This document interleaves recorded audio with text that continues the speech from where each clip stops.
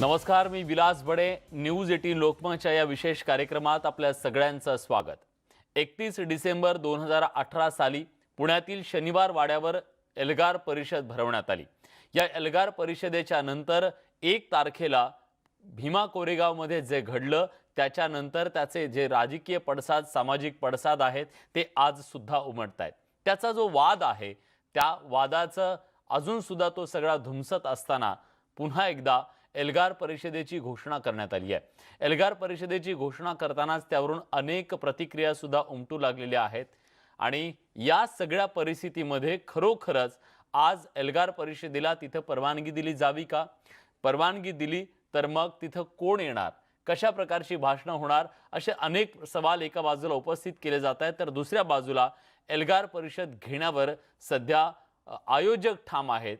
अशा सगळ्या परिस्थितीत राज्य सरकार नेमकी काय भूमिका घेतं हे पाहणं सुद्धा तितकंच महत्त्वाचं असणार आहे. तेव्हा राज्याच्या दृष्टीनं अत्यंत संवेदनशील असणारा हा विषय सध्या पुन्हा एकदा चर्चेत आलेला आहे.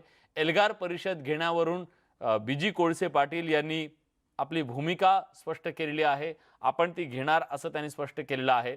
तर दुसऱ्या बाजूला ब्राह्मण महासंघाने मात्र याच्याबद्दल सावध प्रतिक्रिया देताना विचार करून त्याच्याबद्दलचा सरकारनं निर्णय घ्यावा असा एक प्रकारे त्यांनी सूचना सरकारला केलेली आहे. त्यामुळे भीमा कोरेगाव शौर्य दिनाच्या निमित्तानं त्याच्या पार्श्वभूमीवर या एल्गार परिषदेवरून वाद पेटण्याची शक्यता निर्माण झाली आहे.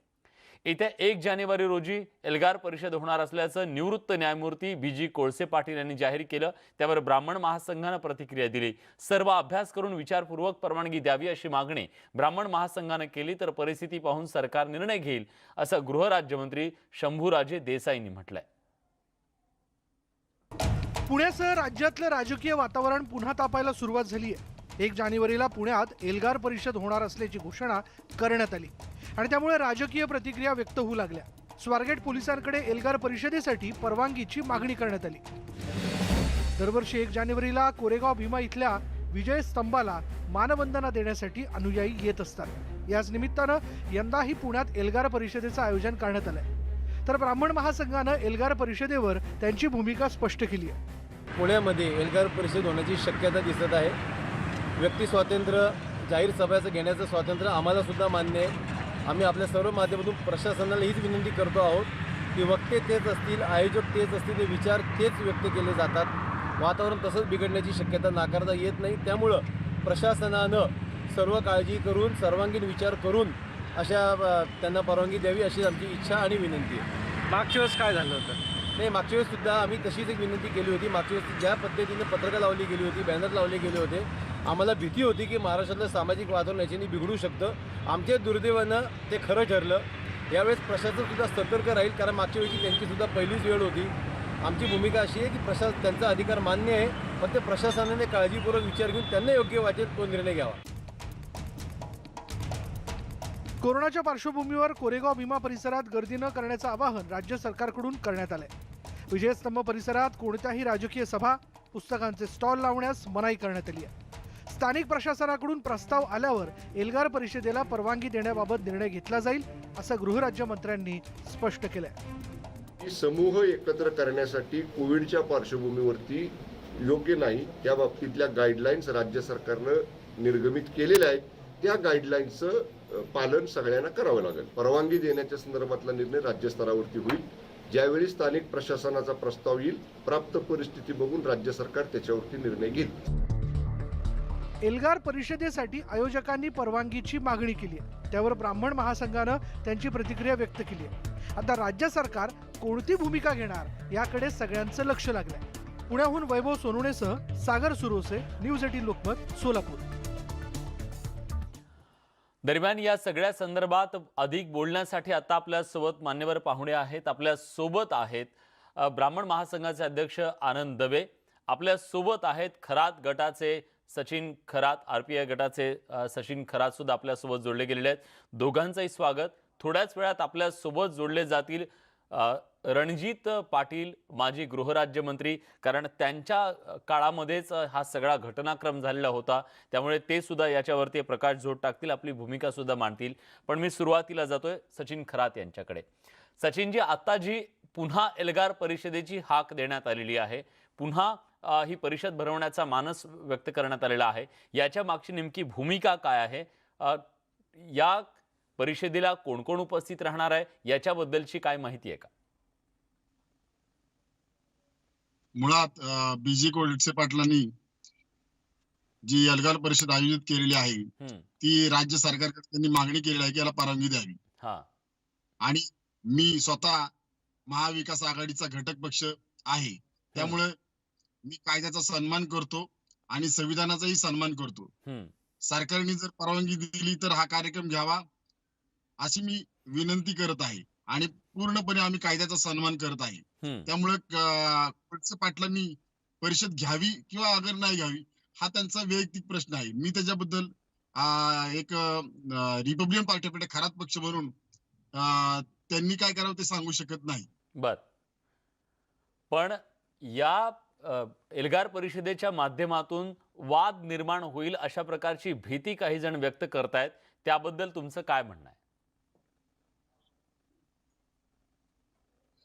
जर महाराष्ट्र राज्य सरकारने या एल्गार परिषदेला मान्यता जर दिली, घ्यावी अशी जर मान्यता दिली तर ती घ्यावी.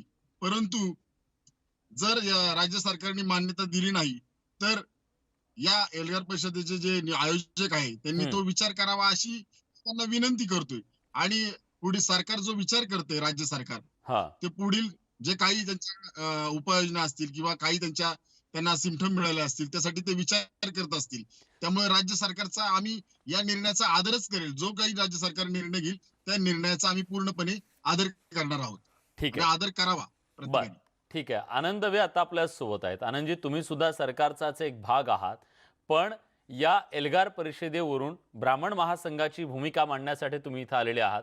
तुमची काय भूमिका आहे, तुमचं नेमकं म्हणणं काय आहे या एल्गार परिषदेच्या बद्दल? ती व्हावी की न व्हावी? खरं तर विलाजी, थोडंसं मी तुम्हाला आणखी मागे घेऊन जातो. 2 वर्ष आधी ज्या पद्धतीनं त्या 2 वर्ष आधीचे एल्गार परिषदेचे बॅनर लागले होते, होर्डिंग लागले होते, तेव्हा सुद्धा आम्ही पोलीस आयुक्तांची भेट घेऊन त्यांना सांगितलं होतं की हे थोडंसं काहीतरी वातावरण गढूळ करण्याचा, दूषित करण्याचा ही सगळी योजना दिसतीये, याचा जरा विचार करून निर्णय घेण्यात यावा. किंवा त्यावेळेस आम्ही एल्गारला डायरेक्ट विरोधच केला होता की एल्गारला परवानगी देऊ नये. कारण शेवटी प्रत्येक वक्ता बोलताना एक विशिष्ट जातीवाचक बोलतो, जातीचं वातावरण बिघडून टाकतं सगळं. आता यावेळेस सुद्धा तसंच दिसतं सगळे एकूण, कारण नाव सुद्धा एल्गारच त्यांनी ठेवलेलं आहे. आयोजक तेच आहेत, वक्ते बहुतेक करून तेच असतील असं दिसतंय, भूमिका सुद्धा तशीच असणार असं दिसतंय. तर आम्ही फक्त प्रशासनाला असं एक आवाहन केलेलं आहे की सर्वांगीण विचार करूनच याचा तुम्ही निर्णय घ्यावा.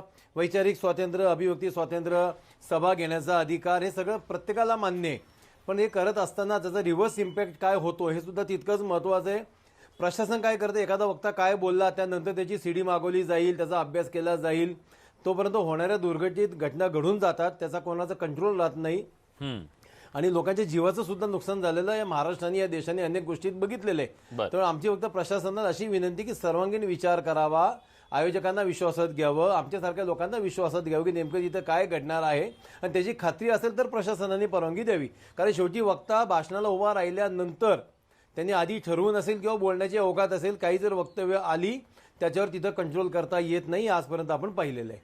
बर, तुमचं असं म्हणणं आहे की सामाजिक तेढ निर्माण करण्याचं काम तिथून झालं? 100% झालं. मागच्या वेळेस आपण ते अनुभव घेतलाय त्याचा चांगला. म्हणजे शनिवार वाड्याला सुद्धा उद्देशून काही बोलले गेलं, शनिवार वाड्याच्या परंपरांवर बोलले गेलं, जिथं ज्यांच्यासाठी शनिवार वाड्यांनी काम केलं देशभरातलं किंवा हिंदुत्वाचं काम केलं असं म्हणून मराठी साम्राज्यशाहीचं काम केलं, त्या वाड्याला सुद्धा नावं ठेवण्यात आली. त्यामुळे हे आता कुठेतरी थांबण्यात यावं, हे परत एकदा तीच करायची गरज नाही. आणि अशा वातावरणामध्ये आत्ताच्या जे आरोग्यासाठी सुद्धा स्फोटक वातावरण, एकंदरीतच परिस्थिती चांगली नसताना, मागच्या 2 वर्षात काही झालेलं नसताना सुद्धा आता पुन्हा एकदा ते का घेण्याचा आग्रह धरला जातोय, हे अनाकलनीय आहे.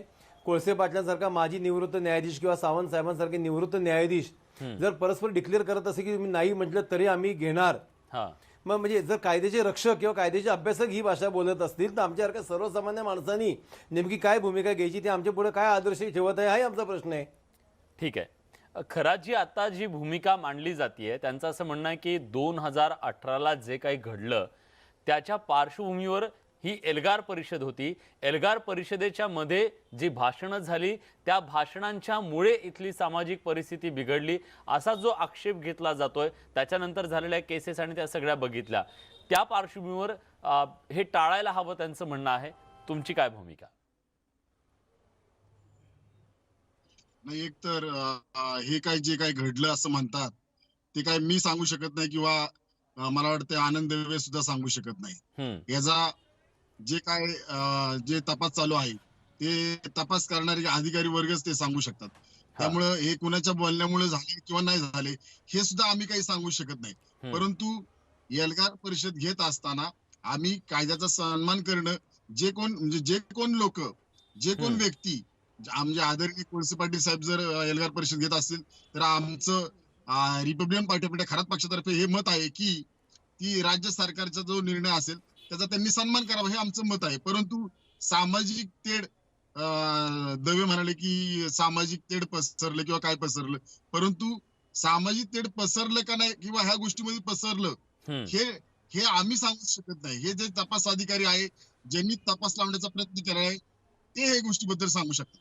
बर, पण ज्यांच्यावरती गंभीर आरोप आहेत अशा प्रकारच्या लोकांना अशा एल्गार परिषदेत का बोलवलं जातंय असा सवाल याच्या आधी सुद्धा उपस्थित केला गेलेला होता. मग त्याच्यात अनेक नावं होती. पुढे काय झालं, कशा केसेस झाल्या, नक्षलवादाशी त्याचा संबंध जोडला गेला हे आपल्याला सगळ्यांना माहिती आहे. तुम्हाला वाटतं की आता जर ही एल्गार परिषद भरवायची असेल तर या कॉन्ट्रोवर्सी पासून वाचायला हवं? बेसिक म्हणजे ज्यांच्यावर आरोप आहेत त्यांना यापासून बाजूला ठेवायला हवं? नाही, पहिल्या गोष्ट अशी आहे की स्वतः आम्ही रिपब्लिकन चळवळीत, आंबेडकर चळवळीत काम करतो. डॉक्टर बाबासाहेब आंबेडकरांची संविधान आम्ही मानतो. बाबासाहेब आंबेडकरांनी या देशाला जी लोकशाही दिली त्या लोकशाहीला मानतो. बाकी कुठल्याही प्रकारचा जो नक्षलवाद आहे त्या नक्षलवादाचा आम्ही धिक्कार करतो.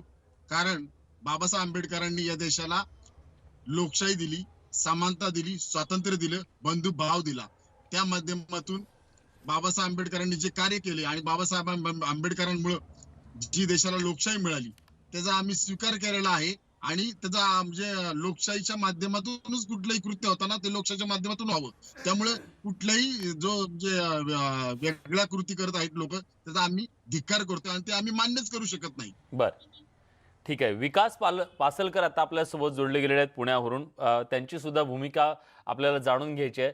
विकासजी, आता जी मागणी केली जाते आणि जी भूमिका मांडली गेली आहे बीजी कोळसे पाटलांकडून की एल्गार परिषद ही घ्यायला हवी तशी परवानगी त्यांनी मागितलेली आहे, याच्या आधीची एल्गार परिषदेची पार्श्वभूमी पाहता अशा प्रकारच्या एल्गार परिषदेच्या आयोजनाला परवानगी द्यावी का? ते कितपत योग्य असेल? तुमची भूमिका काय त्याच्याबद्दलची?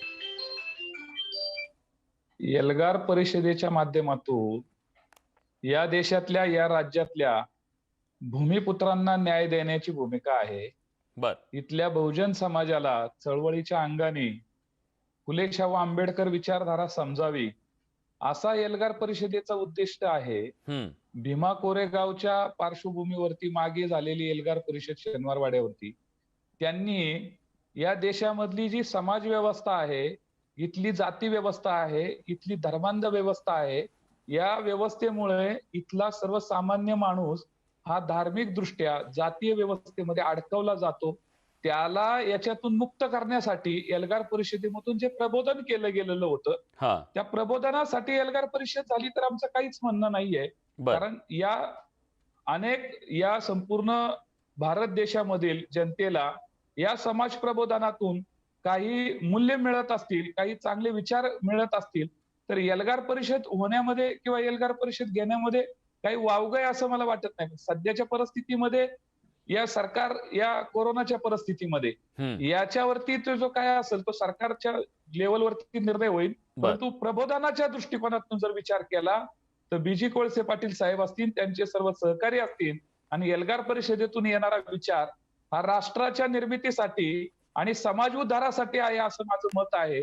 त्यामुळे एल्गार परिषद होण्याला कुठेही निर्बंध असू नये असं माझं मत आहे.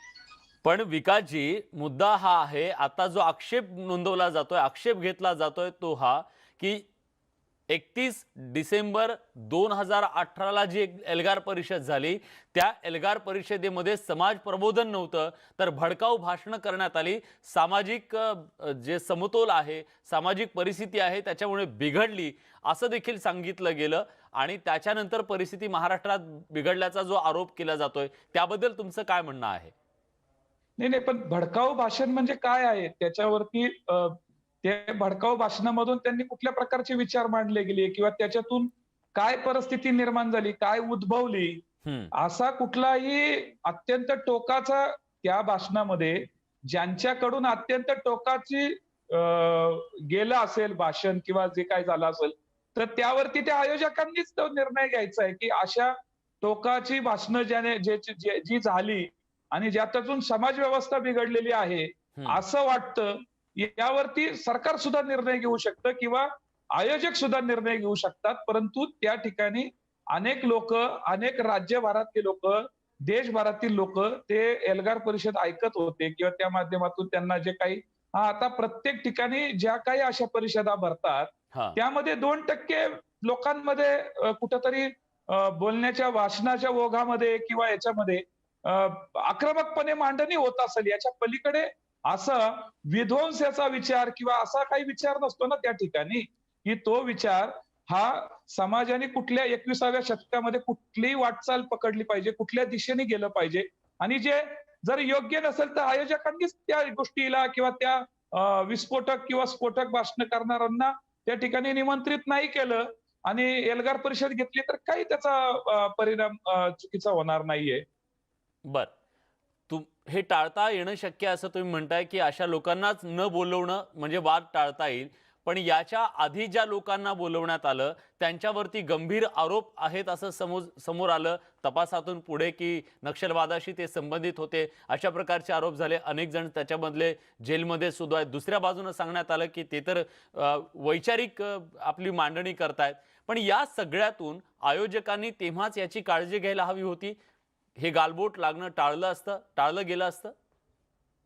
आयोजकांना ज्या लोकांना बोलवलेलं आहे त्याच्या सर्वांचीच पार्श्वभूमी आयोजकांना माहिती असणं किंवा त्यांचं सामाजिक काम काय आहे त्यापुरतं मर्यादित राहतं. आता आयोजक या झालेल्या मागच्या घटनेपासून काळजी घेतील कदाचित आणि मला असं वाटतं की आजपर्यंत आयोजकांमध्ये ज्यांना पाहतो त्याच्यामध्ये आमच्या दृष्टिकोनातून बीजी कोळसे पाटील साहेबांनी संपूर्ण आयुष्य या बहुजन चळवळीसाठी वाहिलेलं आहे आणि त्यांनी अनेक विचारपीठावरती त्यांना आम्ही बोलवलेलं आहे, त्यांचा यथोचित सन्मान केलेला आहे. या देशातील धार्मिक बाबींवरती किंवा या देशातील जातीय व्यवस्थेवरती ते आपली परखड मतं मांडतात फक्त आणि त्यामुळं त्या परिषदेच्या आयोजकांमध्ये जे काही लोक असतील त्या लोकांच्या बरोबर जर कोळसे पाटील साहेब असतील आणि त्या आयोजकांमध्ये असतील तर त्या आयोजकांनी सुद्धा ही काळजी घेतली पाहिजे की कोणाच्या भाषणांमुळे किंवा या ठिकाणची परिस्थिती अशी गंभीर झाली. पण लोकशाहीमध्ये आपलं मत, आपले विचार मांडण्याचा अधिकार प्रत्येकाला आहे, परंतु प्रत्येकाची पार्श्वभूमी ही काय आहे किंवा अगोदरच्या पार्श्वभूमीमध्ये त्याच्यावरती कुठल्या प्रकारचे गुन्हे आहेत किंवा असं जर काय समोर येत असेल तर ते थोडं टाळता आलं तर ते चांगलं राहील सर्वांचे. नक्कीच. या अनुषंगाने आणखी काही महत्त्वाचे मुद्दे आहेत. आपल्यासोबत रणजित पाटील सुद्धा माजी गृहराज्यमंत्री असणार आहेत. त्यांच्याकडून सुद्धा जाणून घेऊयात की जेव्हा या एल्गार परिषदेची चौकशी सुरू झाली, तपास झाला, त्या तपासातून नेमकं काय समोर आलं? खरंच एल्गार परिषदेच्या मध्ये सामाजिक वातावरण बिघडवण्याचं षडयंत्र झाल्याचा जो आरोप करण्यात आला त्या आरोपात खरंच काही तथ्य होतं का? त्याच्याबद्दलची सुद्धा आपण बाजू मांडून घेण्याचा प्रयत्न करू. एक छोटासा ब्रेक, कुठे जाऊ नका, पहा फक्त न्यूज 18 लोकमत.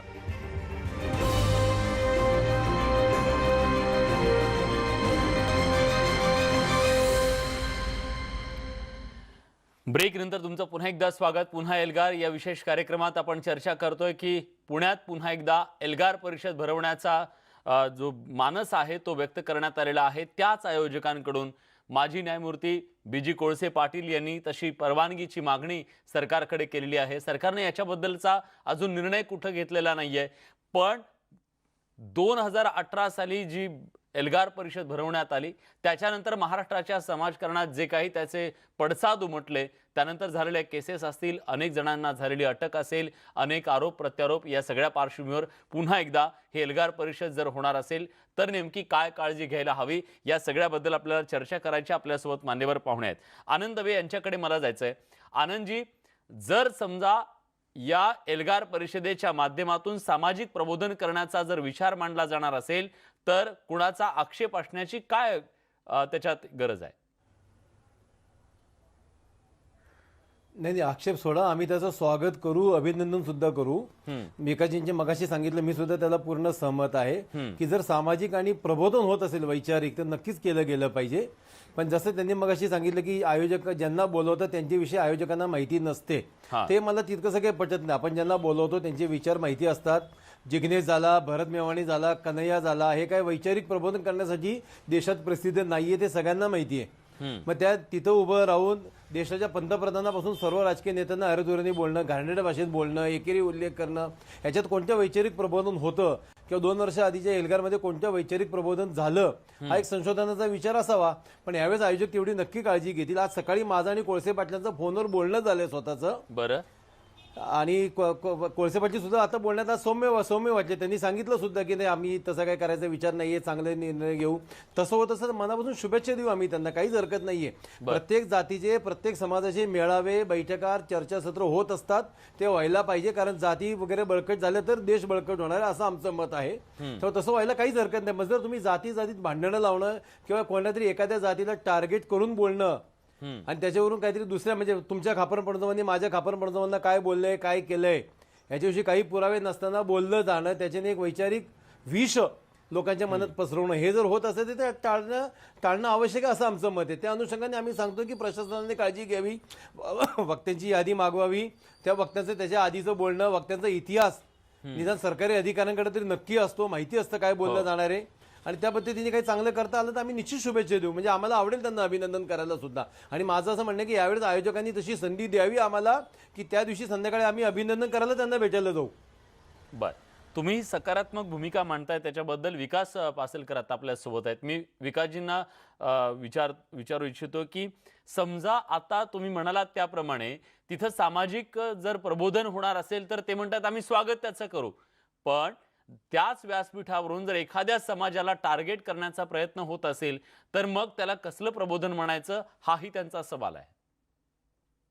नाही, काय आहे, आनंद दवे बोलतायत ठीक आहे, पण तो प्रश्न असा असतो जेव्हा चळवळीच्या अंगाने किंवा जेव्हा हे काही प्रबोधनाचे जेव्हा मेळावे भरवले जातात त्यावेळेस आक्रमकपणे मग प्रवीण तोगडे यांची भाषा असेल किंवा अनेक असं आपण जर विचार करायला गेलो तर मग अनेक लोक, दोन्ही बाजूचे विचार मांडणारी जे लोक असतात ते आपापले विचार मांडत असतात. त्या विचार मांडण्याच्या शैलीमध्ये त्यांच्याकडनं काही आक्रमकपणे जेव्हा मांडलं जातं किंवा काही स्फोटकपणे मांडलं जातं, काही वाक्य जातात त्या ठिकाणी, तर त्या आयोजकांचा हा विषय आहे. आम्ही सामाजिक पातळीवरती ज्यावेळेस संघटना चालवतो त्यावेळेस या महाराष्ट्रातील सामाजिक सलोखा आणि सामाजिक वातावरण चांगलं राहावं अशीच आमची भूमिका असते.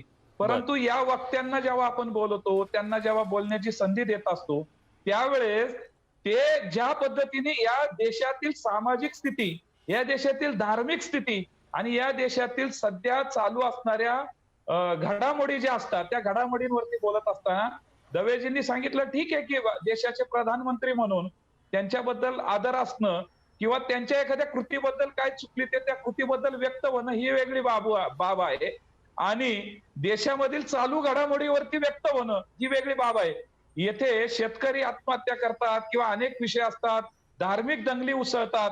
धार्मिक दंगली उसळणारे जे लोक आहेत किंवा त्यांच्या माध्यमातून जर ह्या सगळ्या प्रकार होत असतील तर त्यांचे चेहरे सुद्धा उघड करणं हा जेव्हा अशा एल्गार परिषदेमधून जर असे काही पुढे येत असेल, परंतु आम्हाला असं वाटतं की कुठल्याही दोन्ही समूहामध्ये किंवा कुठल्याही जातीवरती किंवा जातीवरती वाद प्रतिवाद व्हावा आणि महाराष्ट्रातलं वातावरण खराब व्हावं ही आमची कुठलीही भूमिका बरोबर, नाहीये. तुमची भूमिका Either नाहीये. ती आता आयोजकांनी आयोजक विचार आपल्यासोबत विचार जोडले विनिमय गेलेले केला आहेत. पाहिजे. माजी न्यायमूर्ती BG कोळसे पाटील. मी जातो आनंद दवे यांच्याकडे थोड्या वेळानंतर, पण आधी त्यांची भूमिका जाणून घेऊयात. BG कोळसे पाटील आता आपल्यासोबत जोडले गेलेले आहेत. स्वागत आहे तुमचं न्यूज 18 लोकमतच्या या कार्यक्रमामध्ये. तुम्ही आज मागणी केलेली आहे, सरकारकडे परवानगी मागितलेली आहे, पण ज्या एल्गार परिषदेवरून इतकं मोठं रणकंदन या महाराष्ट्रामध्ये झालं, त्यानंतर पुन्हा एल्गार परिषद हेच नाव घेऊन पुन्हा ती भरवण्याची तुमची भूमिका काय आहे? एल्गार परिषद ही रणकंद उठवणारी परिषद नाहीये. ही परिषद प्रबोधनात्मक, संविधानाची जबाबदारी, लोकशाही म्हणजे काय आणि अन्न, वस्त्र, निवारा, आरोग्य हे आमच्या राजकारणाचे प्रश्न असावेत. हिंदू मुस्लिम नाही, काश्मीर पाकिस्तान नाही, या सगळ्या प्रश्नापासून मुक्ती आणि खऱ्या अर्थाने राजकारण, अन्न, वस्त्र, निवारा, आरोग्य, शिक्षण हे प्रबोधन करण्यासाठी ती परिषद असते. या परिषदेने तेच काम केलेलं आहे. मी कोणाचाही उपमर्द करतो, प्राईम मिनिस्टरच्या विरुद्ध बोलतो, मोदी शहाच्या विरुद्ध बोलतो, जे पुस्तकात लिहिले, जे त्यांच्यावर खटले होते त्याच बोलतो मी, काही नवीन काय बोलत नाही. आणि एल्गार परिषदेचा उद्देश सांस्कृतिक आहे, त्याच्यात राजकीय काही नाही, पण प्रबोधन करणं आमचं काम आहे ना. मानव निर्मित जो भेद आहे माणसामधला तो गेला पाहिजे, ही आमची भूमिका आहे. आणि ती भूमिका पाटील साहेब, आरोग्यावर शिक्षण आमचं राजकारण यावं हा आमचा प्रयत्न आहे. पाटील साहेब, त्यासाठी जर आम्हाला कोणी बदनाम तसं कुशल करू द्या. आणि एल्गार परिषदेचं नाव घेतल्यावर एवढं यांना पोट उठलाय. जे लोक त्या एल्गार परिषदेत हात घेतले त्यांचा आमचा कुठलाच संबंध नाहीये. एकटा ढवळे बघत होता, त्या ढवळेला नुसतं ऍक्टिव्ह केलं नाही तर कोर्टाने सरकारवर ताशेरे ओढलेत की तरुणांचं तुम्ही आयुष्य बर्बाद करता, कशाला नाटक करताय. तो ढवळे आमच्यावर होता. आणि बाकीचे जे लोक आहेत त्यांचा आमचा सूत्रांचा संबंध नाही. पण पाटील साहेब, वैचारिक विरोधकांना आत घालण्यासाठी केलेली आणि 8 दिवसाने एल्गार परिषद झाली. 8 दिवसाने दामगुडे नावाच्या व्हिडिओच्या भिडूने एक कंप्लेंट केली आणि एल्गार परिषदेचा नेक्सलाईट संबंध लावला. महाराष्ट्राचे देशाचे पोलीस 8 दिवस झोपले होते काय आणि एल्गार परिषद अगोदर झोपले होते काय. त्यामुळं ही फील्ड येण्यासाठीच बाब आहे. मी कालपासून सगळ्यांना फेस करतोय की तुम्ही एल्गार घेता. आम्ही एल्गार घेतो म्हणजे करतो का? एल्गार घेतो म्हणजे समाजाचं प्रबोधन करतोय. अन्न, वस्त्र, निवारा, आरोग्य आणि शिक्षणावर आपलं राजकारण झालं पाहिजे असं म्हणतोय. त्याच्यात गुन्हा काय केला? ठीक आहे तुमचं, पण एक प्रश्न आहे जो सातत्यानं तुम्हाला गेली 2 वर्ष विचारला असणार, आज सुद्धा तो विचारणं खरं तर गरजेचं आहे. तो म्हणजे पोलिसांनी जेव्हा नक्षलवादी संघटनांशी संबंध असल्याच्या आरोपावरून ज्या 5 जणांना पहिल्यांदा सुरुवातीला अटक केली, त्या तपासाबद्दल न्यायालयात जी पोलीस सांगतायत त्यानुसार एल्गार परिषद हा नक्षलवादी कटाचा भाग होता आणि त्याची निष्पत्ती म्हणून भीमा कोरेगावमध्ये हिंसाचार झाला. हे जे समोर आलं त्याच्याबद्दल तुमचं काय म्हणणं आहे? तुम्ही कुठंतरी या सगळ्या केस चालवा ना. अरे हिंमत असेल तर केस चालवा. 2-3 वर्ष झाले तुम्ही नुसतं चार्जशीट दाखल करायला 3 वर्ष लावले तुम्ही आणि आता चार्जशीटवर नवीन चार्जशीट जोडताय NIA तर घेऊन आणि नवीन लोकांना अटक करताय. तुम्ही त्यातलं काहीतरी सिद्ध करून दाखवा आणि एल्गार परिषद जोडून दाखवा. त्याला आम्ही सार्वजनिक जीवनातून निवृत्त होऊ. तुम्ही काय सांगताय आम्हाला? आम्ही विचार केल्याशिवाय बोलत नाही. आणि आम्हाला माहिती 100% खोटी केस एल्गार परिषदेची फॅब्रिकेटेड आहे, एव्हिडन्स फॅब्रिकेटेड आहे. तेव्हा त्यांनी चालवा ना केस. आम्ही आता वन करतोय 6 महिन्यात संपवा केस. तोपर्यंत एल्गार परिषद चला. एल्गार परिषदेला ज्या ज्या लोकांना बोलवलं त्यांचे नक्षलवादी संबंध असल्याच्या बाबी ज्या तपासातून समोर आल्या, त्याच्यानंतर तरी आता यापुढे अशा लोकांना बोलवणार नाही अशी तुम्ही काही भूमिका घेणार आहात का? बाहेर आहे ऐका, तुम्ही कोणाला तुम्ही आत घेतलं त्याच्यात? एल्गार परिषदेला ज्यांचे नक्षलवादी संबंध होते त्यांना तुम्ही कधी आत घेतलं आणि त्यांचे कधी खटले भरले? प्रत्यक्ष एल्गार परिषदेमध्ये जे लोक होते त्यांना तुम्ही हातच लावलेलं नाही. तुम्ही त्यांचे सगळे बाहेरचे तुमचे जे विरोधक होते, वैचारिक विरोधक, अरे मोदी शहावर खुनाचे केस होते का नाही? त्यांना खुनी म्हटलं म्हणजे दिलेलं काय? निवडून आले म्हणजे काय फार मोठे झाले का?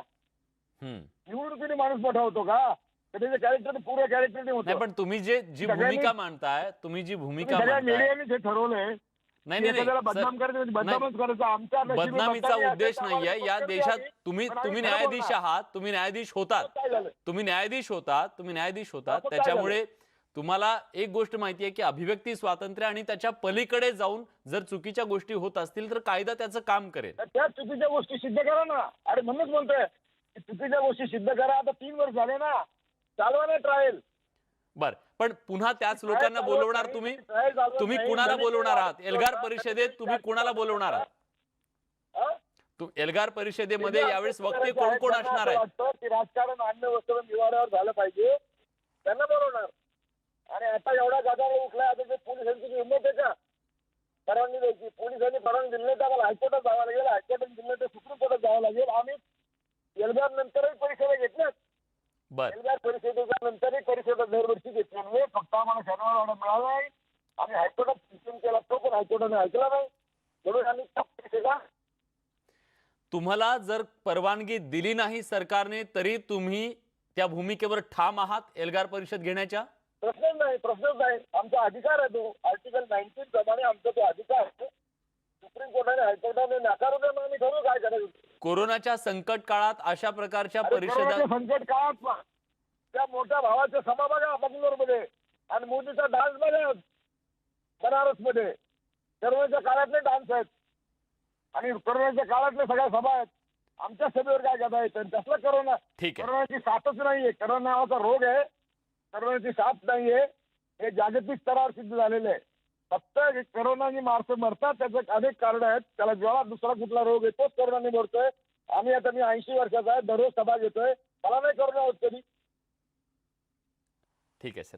मी वैयक्तिक काही बोलू शकत नाही. बंद करण्याचा हा मार्ग आहे, लोकांची भांडणं लावण्याचा हा मार्ग आहे. त्यांनी या कोरोनाच्या काळातच कामगारांच्या विरुद्ध कायदे केले, शेतकऱ्यांच्या विरुद्ध कायदे केले, जे त्यांना पाहिजे ते कोरोनाच्या काळात केलं. PSCचे सौदे केले.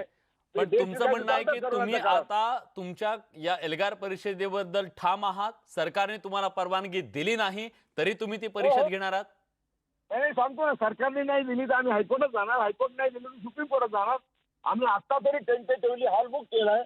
पोलिसांना परवानगी मागितली, हॉलचे आम्ही पैसे भरलेत. बर.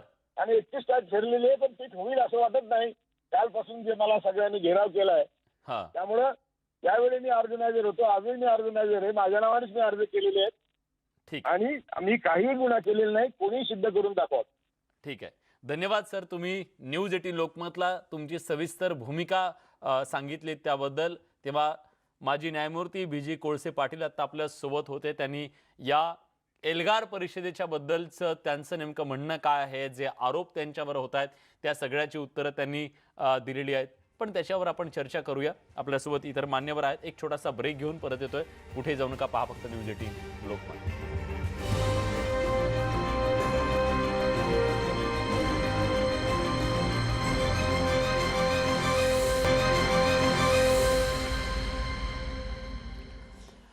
ब्रेक नंतर तुमचं पुन्हा एकदा स्वागत. पुन्हा एल्गार परिषद या मुद्द्यावर आपण चर्चा करतोय, कारण BG कोळसे पाटील यांनी ब्रेकच्या पूर्वी सांगितलं की आम्ही ही एल्गार परिषद भरवण्यावर ठाम आहोत आणि कुठल्याही परिस्थितीत आम्ही माघार घेणार नाही. सरकारनं याबद्दल आम्हाला परवानगी नाकारली तर आम्ही हायकोर्ट आणि सुप्रीम कोर्टाचं सुद्धा दार ठोठावणार आहोत, हे त्यांनी स्पष्ट केलेलं आहे. आणि त्याआधी जे विकास पासलकर यांनी महत्त्वाचे मुद्दे मांडलेले होते त्याच्याबद्दलचा आक्षेप नोंदवायचा होता आनंद दवे यांना. मी आनंद दवे यांच्याकडे जातोय. आनंदजी, मांडा तुमची भूमिका.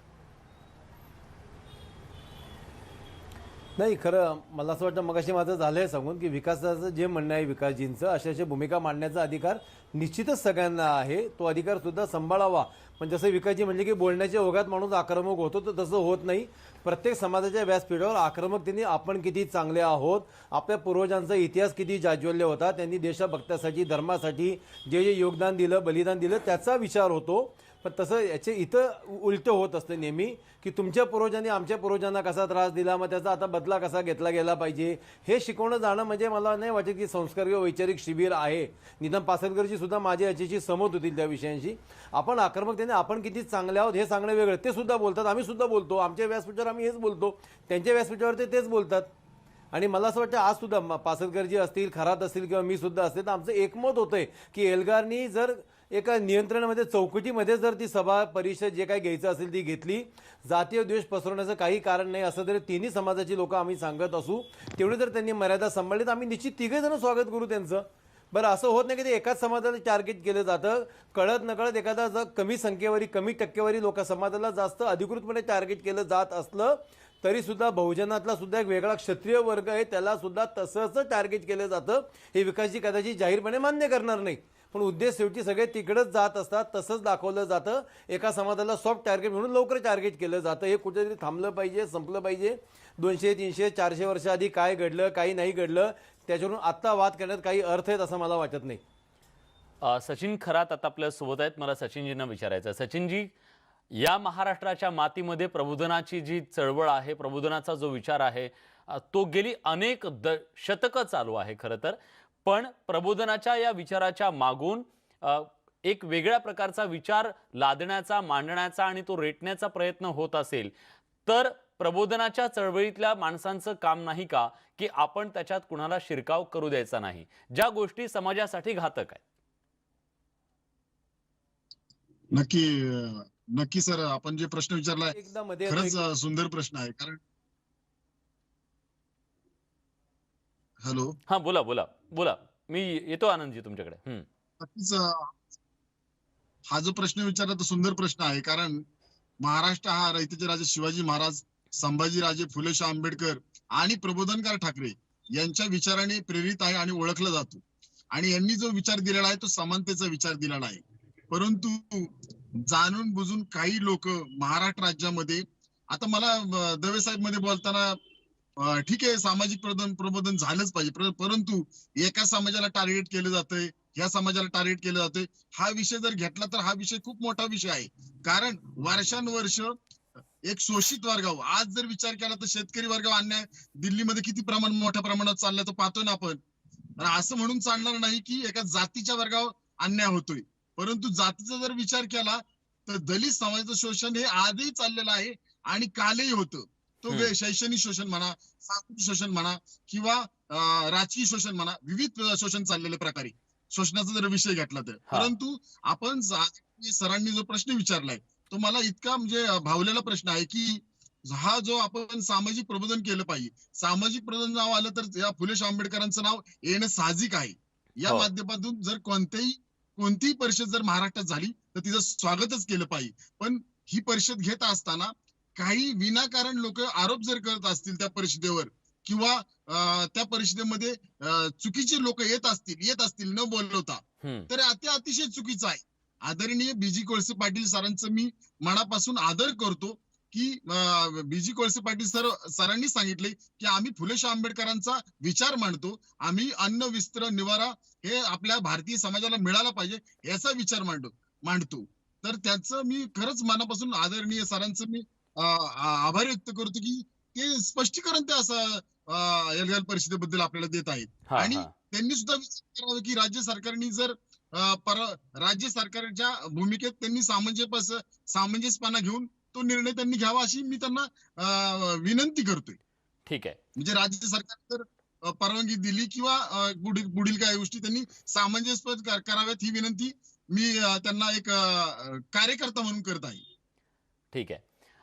खरं तर या महाराष्ट्रामध्ये आपण याआधी सुद्धा बोललो की गेल्या अनेक शतकांपासून फुले, शाहू आणि आंबेडकर यांच्या विचारांनी महाराष्ट्र चालला आणि तो विचार देशभरात नव्हे जगभरात आपण सगळ्यांनी पोहोचवलेला आहे.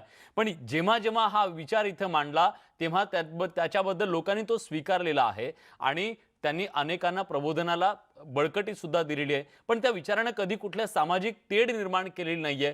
मग आता त्या व्यासपीठावरून असं नेमकं काय होतंय त्याच्याबद्दलची चर्चा ब्रेक नंतर. कुठे जाऊ नका, पहा फक्त न्यूज 18 लोकमत.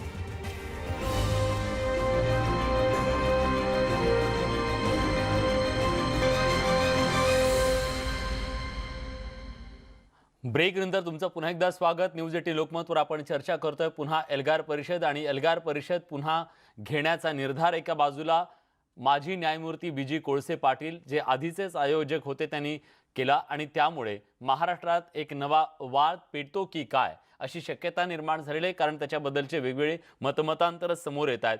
पण मला आनंद दवे यांना विचारायचं आहे. आनंदजी, 2018 साली झालेल्या एल्गार परिषदेच्या नंतर अनेक आरोप प्रत्यारोप झाले, भडकाऊ भाषणं केल्याचे आरोप झाले, सामाजिक परिस्थिती बिघडली त्या एल्गार परिषदेच्या नंतर असंही म्हटलं गेलं. काही जणांवर गुन्हे दाखल झाले, पण पुढे काय झालं या सगळ्या अनुषंगानं कुणाला शिक्षा झाली, ते आरोप सिद्ध होऊ शकले नाहीत, हे जे सांगितलं जातंय त्याला उत्तर काय? नाही, खरं याचं उत्तर कोर्ट आणि पोलीस अधिकारी जास्त चांगलं देऊ शकतील. जोपर्यंत कोर्टातच निर्णय होत नाही आपण त्याला उत्तर काय देणार नक्की. पण मला असं कायद्यावर विश्वास ठेवणारे माणसं आहोत आपण. मला असं वाटतं की यथोचित आणि यथावकाश चांगला न्याय मिळेल लोकांना. जे गुन्हेगार आहेत ते पकडले जातील, त्यांना शिक्षा पण होतील. माझं दुसरं म्हणणं येईल जी आता जे खराजींनी सांगितलं की हा हे राज्य फुले शाहू आंबेडकरांच्या मार्गाने चाललं पाहिजे, चाललंच पाहिजे. गेली 70 वर्ष तसंच चाललंय. पण आता असं मला वाटतं की हे राज्य आता शिवाजी महाराजांच्या विचारांनी सुद्धा चाललं गेलं पाहिजे, जिथं सर्व समावेशक होतं, कोणावर अन्याय होत नव्हता, कोणालाही लाड सुद्धा होत नव्हते. आता याची पुढची 70 वर्ष त्या मार्गाने सुद्धा राज्य चालवून सरकारनं बघावं, जास्त चांगले रिझल्ट मिळतील असं माझं म्हणणं आहे. दुसरा विषय असा आहे की तुम्ही जे नेहमी आपल्याकडनं बोललं जाते की हा विचार तो विचार, तर मग ह्या व्यासपीठावर सगळ्या समाजाच्या लोकांना बोलवा. आम्ही बोलवतो. आमच्या व्यासपीठावर सगळ्या समाजाच्या लोकांना एकदा मान दिलेला आहे, सन्मान दिलेला आहे. आम्ही सुद्धा जातो अनेक व्यासपीठावर. जर कोळसे पाटलांनी तसं केलं तर जास्त चांगला विचार लोकांच्यापर्यंत जाईल, खरं प्रबोधन होईल. 300-400 वर्ष आधी काय केलं हे महत्त्वाचं नाही आहे. पुढची 400-500 वर्ष आपापल्या जाती सांभाळून आपल्याला ह्या देशात राहायचे, राज्यात राहायचे. हा संदेश जर लोकांमध्ये गेला तर खऱ्या अर्थानं प्रबोधन होईल. बाकी हा किती वाईट, तो किती वाईट, माझ्यावर किती अन्याय झाला, हे बोलणं खूप सोपं आहे. त्याच्यानी अपेक्षित यश कोळसे पाटील असो किंवा त्यांच्या त्या संपूर्ण सहकार्यांना मिळणार नाही. एल्गार होत राहतील, वादविवाद घडत राहतील. हे मिटवायचं असेल तर सगळ्या लोकांना व्यासपीठावर बोलवून एकमेकांविषयीचं प्रेम, एकमेकांविषयी आदर दाखवावा, ते जास्त योग्य ठरेल असं माझं कोळसे पाटलांना सकाळी सांगणं होतं. बरं विकासजी, या सगळ्या निमित्तानं त्याची तपास नेमके कोण करणार, यात कुणाला अटक झाली, कशा प्रकारे काय केलं, यावरून जे राजकारण होतंय, त्यामुळे या राजकारणाला इथले राजकारणी सुद्धा जबाबदार आहेत का? सरकार आल्यानंतर बदललेली भूमिका असेल किंवा सरकारमधली भूमिका असेल, या सगळ्याकडे तुम्ही कसं पाहताय? एकूण 2018 मध्ये झालेली ही एल्गार परिषद आहे. या एल्गार परिषदेचा विलाजी आपण एक माहिती घ्या की या संदर्भामध्ये ज्या लोकांवरती कारवाई करण्यात आली त्याच्यामध्ये केंद्र सरकारचा हस्तक्षेप आहे. मागच्या कालखंडामध्ये राज्य सरकार बीजेपीचं होतं, देवेंद्र फडणवीसांच्या कालखंडामध्ये ही एल्गार परिषद झाली. आणि त्यानंतरचा हा सगळा जो चलचित्रपट आहे आपल्या समोर आहे. काय झालेलं आहे, अजून काही लोक त्या एल्गार परिषदेशी संबंधित आहेत नाहीयेत अशाही लोक त्याच्यामध्ये अडकलेले आहेत. काहींची पार्श्वभूमी काय असेल, परंतु काय झालं की एल्गार परिषद बदनाम झाली. काही लोकांचे संबंध केवळ आहेत ते नक्षलवादाशी संबंधित आहेत या सगळ्याचे, आणि अजून कुठेही त्याच्यावरती काही हे झालेलं नाहीये. ते त्यांचे गुन्हे सिद्ध झालेले नाही किंवा त्यांनी काय केलेलं आहे त्यांचं त्या खोलात मला जायचं नाहीये. परंतु त्यामुळं काय होतं की एकूण इथल्याच सामाजिक व्यवस्था विनाकारण बिघडवली जाते आणि राजकीय किंवा एक सुडाच्या बुद्धीने सुद्धा या गोष्टीकडे पाहिलं जातंय.